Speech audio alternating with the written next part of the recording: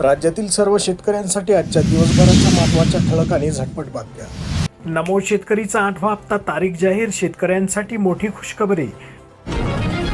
शेतकरी बांधवांसाठी एक महत्त्वाची माहिती समोर आली आहे, ती म्हणजे पंतप्रधान किसान सन्मान निधी योजनेचा 21वा हप्ता 19 नोव्हेंबर 2025 रोजी शेतकऱ्याच्या खात्यात वितरित केला गेला आहे। याच पार्श्वभूमीवर महाराष्ट्रातील अनेक लाभार्थी शेतकऱ्यांकडून नमो शेतकरी महासन्मान निधीचा योजनेचा 8वा हप्ता कधी मिळणार आहे असा वारंवार प्रश्न विचारला जात आहे। नमो शेतकरी महासन्मान निधी योजना ही केंद्र सरकारच्या PM किसान योजनेच्या पात्र लाभार्थ्यांसाठीच असल्याने या दोन्ही योजनांच्या हप्त्यांचा वितरणाचा कालावधी एकमेकावर अवलंबून असतो।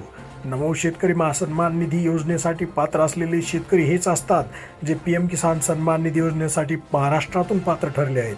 त्यामुळे PM किसानचा हप्ता वितरित झाल्यानंतर राज्य सरकारची पुढील प्रक्रिया चालू होते आणि या प्रक्रियेत सर्वप्रथम PM किसानच्या पोर्टलवरूनच नमो शेतकरी योजनेसाठी पात्र असलेल्या शेतकऱ्यांची यादी मागवली जाते आणि ही यादी प्राप्त झाल्यानंतर पात्र शेतकऱ्यांसाठी आवश्यक असणारा निधी राज्य सरकारच्या माध्यमातून तात्काळ मंजूर केला जातो आणि त्यानंतर निधी वितरणासाठी एक विशिष्ट शासकीय निर्णय म्हणजे GR जारी केला जातो।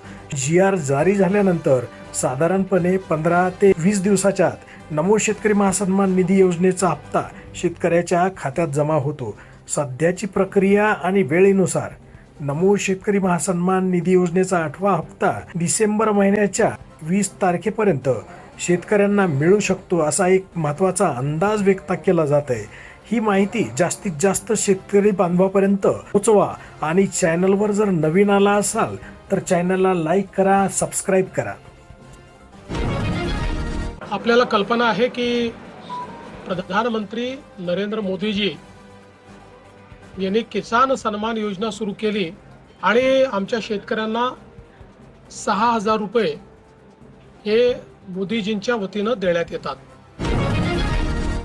महाराष्ट्रामध्ये महायुतीच्या सरकारने देखील नमो शेतकरी महासन्मान योजना सुरू केली आणि या योजनेत आम्ही निर्णय घेतला की केंद्र सरकारच्या 6,000 रुपयांसोबत महाराष्ट्र सरकार देखील त्याच लाभार्थ्यांना शेतकऱ्यांना 6,000 रुपये देईल, म्हणजे महाराष्ट्रातल्या शेतकऱ्यांना एकूण 12,000 रुपये त्या ठिकाणी मिळतील।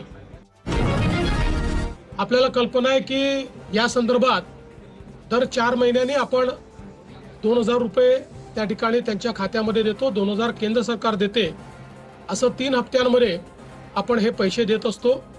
20वा हप्ता या योजनेचा त्या ठिकाणी दिला आणि त्याच अनुषंगाने आता आपण देखील आज मंत्रिमंडळ बैठकीनंतर शेतकऱ्यांच्या खात्यामध्ये आपला नमो शेतकरी महासन्मान योजनेचा जो हप्ता आहे तो जमा करण्याकरता आपण कार्यक्रम केला।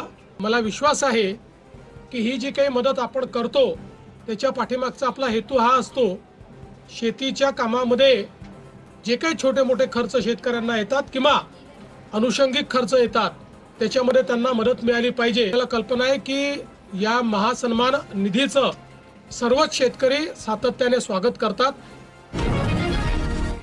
PM किसान सन्मान योजना हजारावर शेतकरी झालेत बाद। 20व्या हप्त्यानंतर पैसे जमा होणे बंद। KYC आधार लिंकिंग करून घेणे आवश्यक। थेट पीक विमा वाटपास झाली सुरुवात। पीक विमा योजनेअंतर्गत शेतकऱ्यांना त्यांचे पीक नुकसान आणि त्यांच्या प्रमाणानुसार भरपाई दिली जाते। सरकार ही मदत थेट बँक खात्यामध्ये DBT पद्धतीने पाठवते। CCIच्या कापूस खरेदीसाठी ऑनलाईन नोंदणी अनिवार्य। विक्रमी पेरणीनंतर ज्वारीवर शेंडी अळीचा हल्ला, शेतकरी झाले त्रस्त। सोयाबीनची आवक घटली, बाजार समितीवरील ताण हलका। अखेर CCIच्या कापूस खरेदीला लागला मुहूर्त, शेतकऱ्यांमध्ये आनंदाचं वातावरण। मंठा तालुक्यात 26,050 हेक्टरवर रब्बीची पेरणी, गहू हरभऱ्यात झाली वाढ। शिरूरमध्ये कोणी कायदा हातात घ्यायचा प्रयत्न केला तर डिंगडॉंग केलं तर त्याला सोडणार नाही, अजित पवार यांचे वक्तव्य।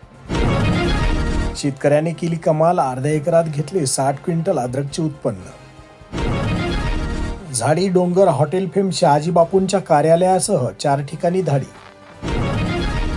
परभणी हिंगोलीतील 13 केंद्रावर 1 लाख क्विंटल कापूस खरेदी। लाडकी बहीण योजना सुरूच राहणार, मुख्यमंत्री फडणवीस यांचे वक्तव्य। माध्यमांशी बोलताना मुख्यमंत्र्यांनी कर्जमाफीबद्दल केला खुलासा. ही कर्जमाफी जी आहे ती निश्चितपणे करणार आहोत. त्या संदर्भातली आमची कमिटी आता काम करते आहे. सगळ्या कर्जमाफीमध्ये फायनली आमच्या लक्षात येतं की शेतकऱ्याला किती फायदा झाला माहिती नाही, पण बँकांना फायदा जास्त होतो. त्यामुळे शेतकऱ्याला फायदा कसा देता येईल, त्याला त्या दुष्टचक्रातनं काही काळ तरी बाहेर कसं काढता येईल, कर्जमाफी केली. इतक्या फास्ट कर्जमाफी 2-2, 3-3 वेळा करायची वेळ येणं, याचाच अर्थ कुठेतरी सिस्टीम चुकते. सिस्टीमला योग्य पद्धतीनं कसं वापरता येईल हा आमचा प्रयत्न आहे. आणि ज्यांना आवश्यक आहे त्याच शेतकऱ्यांना कर्जमाफी झाली पाहिजे, अशा पद्धतीनं त्याचं स्ट्रक्चरिंग आम्हाला करायचं.